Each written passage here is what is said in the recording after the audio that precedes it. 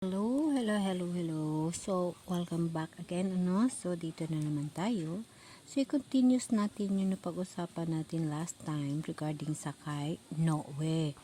So, kung bakit napag-usapan natin ito, dahil isa ito sa mga dahilan o na propesiya na yung pagbalik ng ating Panginoon sa pangalawang pagkakataon ay maihambing sa nangyayari sa panahon ni Noe. So, bago natin talakayin ang lahat, alamin natin o alalahanin natin muli ang buhay ni Noe, kung saan ba siya nanggaling na family nung unang panahon ni Yahweh o ni Lord Jesus Christ. So, si Noe guys, nanggagaling sa angkan ni Seth. Si Seth ay nanggagaling sa angkan ni Adan at ni Eva. So si Seth yung baling pangatlong anak ni Adan at ni Eva, yung pinakaunang tao na ginawa ng Diyos. So si Noe ay kumbaga inapo na siya ni Seth, doon siya nanggaling na angkan. So yung mga magulang ni Noe ay si Lamik at ang mga magulang ni Lamik ay si Seth, yung pangatlong anak ni Adan at ni Eva. So ito siya ay makikita mo sa Genesis 5 verse 3 to 32. So ibig sabihin si Noe ay apo ni Seth.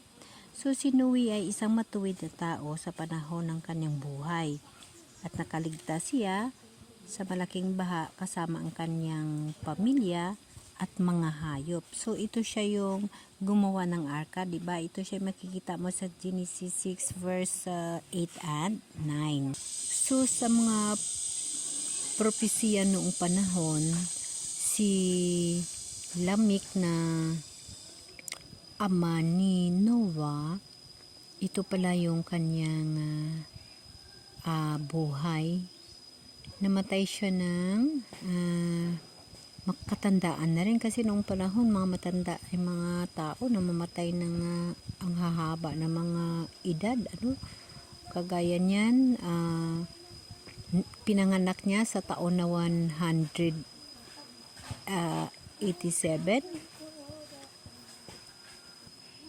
182 taon nang magkaroon ng anak. Yun.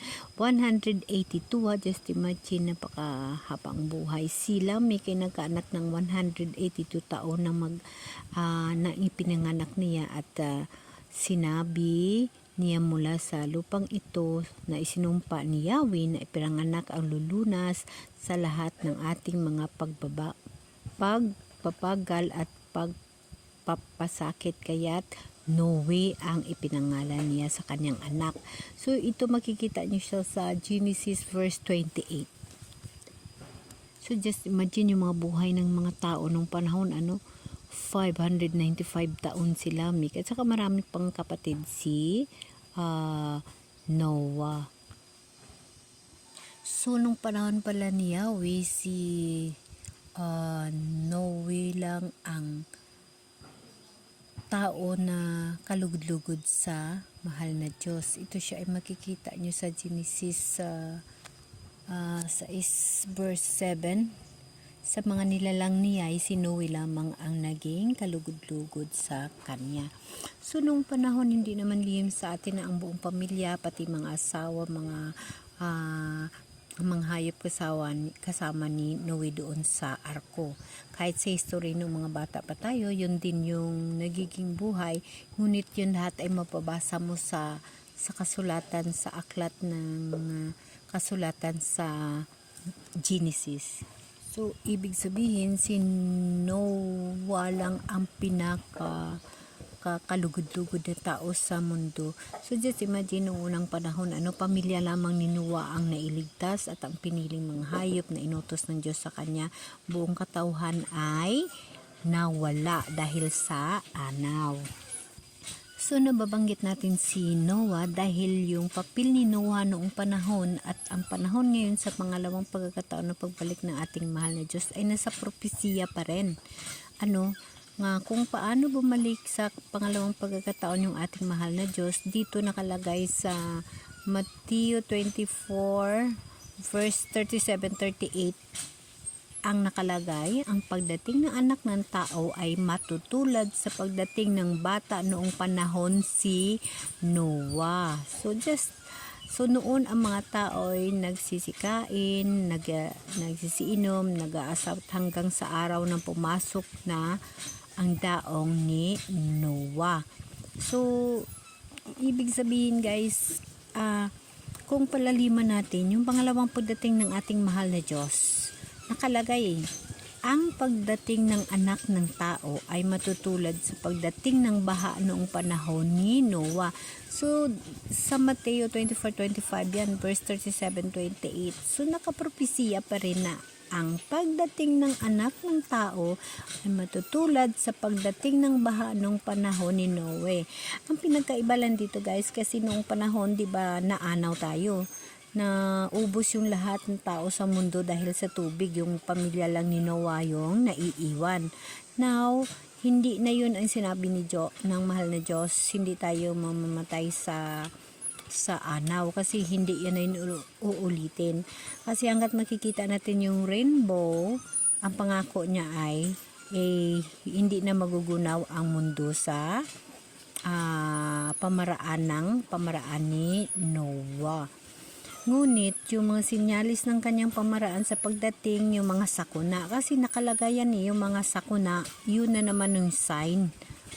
Pag dumating yung mga sakuna at mga lindol, mga gera, kaharian to kaharian, bansa to bansa, yun na yung sign na papalapit na siya parating, or nandito na nga siya, kasi bago matapos ang sakuna at after matapos ang sakuna, no? Kaya nga dapat natin ang usaping pagbalik ng mahal na Diyos hindi biro. So dapat natin uunawain at dapat natin pag-aaralan at dapat natin talakayin ng maayos, kasi inilagay niya sa propesiya nga ang pagdating ng anak ng tao ay matutulad sa pagdating ng baha noong panahon ni Noe. So it means yung pagbalik niya nito ay mahintulad sa panahon noon na piling-pili ang tao. So kahit pa naman sa mga kwento, masasabi natin na pag magdating yung paglindol at pumutok ang pinakamataas na bulkan sa buong mundo, di magugunaw yung mundo, di ba? Nakalagay talaga yung ganun. So impyerno, mamamatay ka sa impyerno, no? Di ba? Mamamatay ka sa kalayo. So dito rin makikita natin sa Lucas 17 verse 26-30, propesiya pa rin ito. Hindi naman ito maari na hindi mangyayari, kasi propesiya nakalagay talaga sa Bible, So nakalagay pa rin dito sa Bible, ang pagpaparito ng anak ng tao ay matutulad sa kapanahunan ni Noe. Ganon. Kaya nga minsan guys, palaliman nyo ng maayos yung sinasabi na ang pagpaparito ng anak ng tao, nasa propesiya yun. So hindi espiritu ang makikita natin, kundi ang paparito ng anak ng tao. Nababanggit yung ang espiritu sa alapaap, yes, tama ho yun. Kung pag-aaralan natin yung pagdating na ng atin na mahal na Diyos, hindi lamang ho sa paraan ng magiging anak siya ng tao, kundi may isa pang paraan ang pagpapakita niya sa alapaap. So, kung anong mga bagay na yon, hindi biro na pag-aaralan o hindi biro dapat na malaman kung ano ang dapat or ano ang mauuna or ano ang dapat. So, pag ikaw na tao na ang Diyos na sa buhay mo o ikinabubuhay mo, pag binasa mo ang Bible, madali mong maunawaan at madali mong sundan ang tinutukoy ng Diyos at ang sinasabi niya sa isang tao. Kasi nabubuhay tayo ngayon sa espiritu So ang espiritu ang nagtuturo sa iyo na pag-intindi at pag-unawa. So dapat natin tatandaan at balikan ang propesiya. Ang pagpaparito ng anak ng tao ay matutulad sa kapanahunan ni Noah. So, okay guys, isunod natin sa susunod natin ng video, talakayin natin kung ano ba ang ibig sabihin ang pagpaparito ng anak ng tao. Okay guys, amen.